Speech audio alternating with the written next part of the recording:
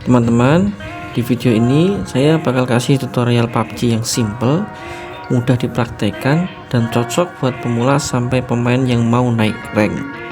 Jangan skip, karena di akhir video ada satu tips rahasia yang sering dipakai pemain rank tinggi. Oke, baik teman-teman, kali ini saya akan berbagi cara agar jalan karakter PUBG ini tidak seperti bot. Nah, seperti ini cara settingnya, dan kita akan belajar jiggle atau movement. Yang pertama, biar jalan kita tidak seperti bot, kita masuk ke pengaturan, terus kontrol lanjutan, scroll ke bawah. Nah, di sini ada sensitive sprint, ini 48%.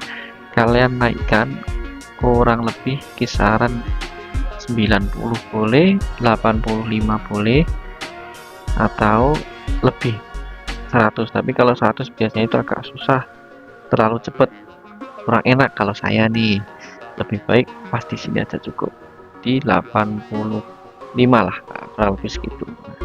Jadi apa, nanti jalannya seperti ini, set, agak cepat, langsung jalan, tidak kayak bot. Nah, ini langsung enak. Itu untuk tips lari movementnya. Yang pertama apa tadi, ke pengaturan, kontrol lanjutan.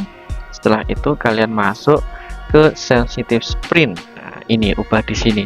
Kalau semakin ke kiri itu semakin lambat, bisa dikatakan jalannya seperti bot, gak nyaman.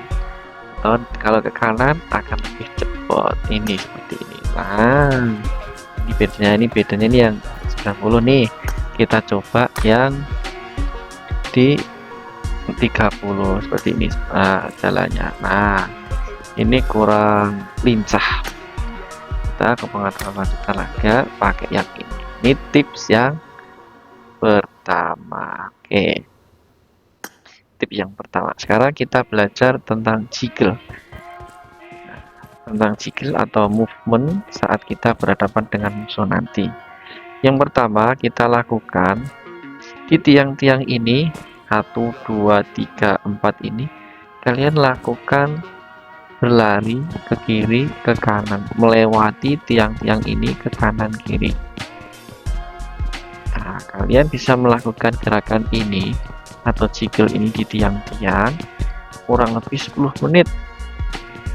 Supaya apa? Supaya tangan kalian itu bisa menyatu atau lincah. Nah, seperti ini, lakukan seperti ini aja.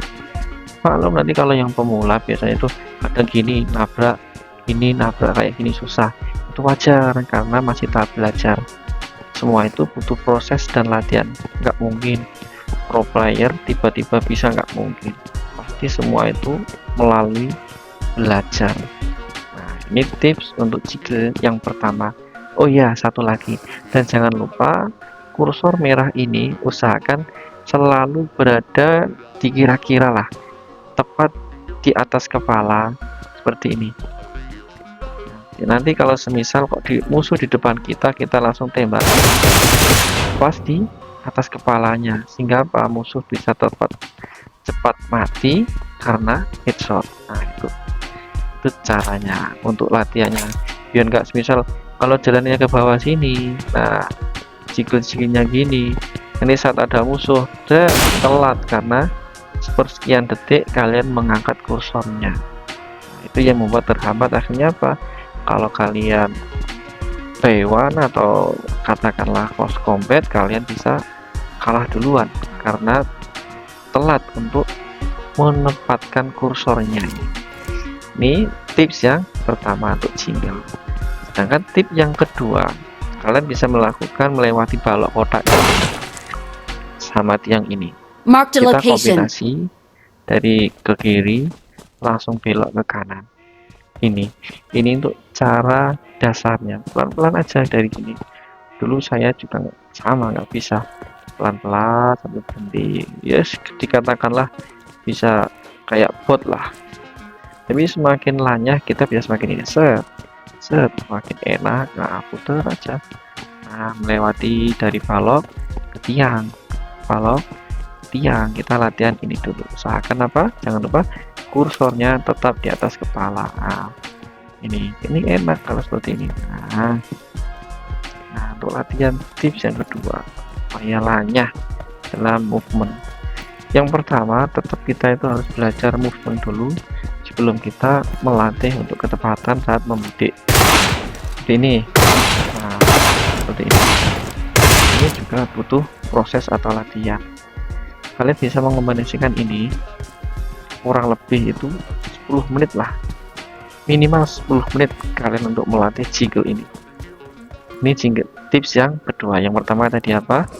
Yang pertama jiggle di sini di tiang-tiang, terus yang kedua kita kombinasikan dengan balok ini.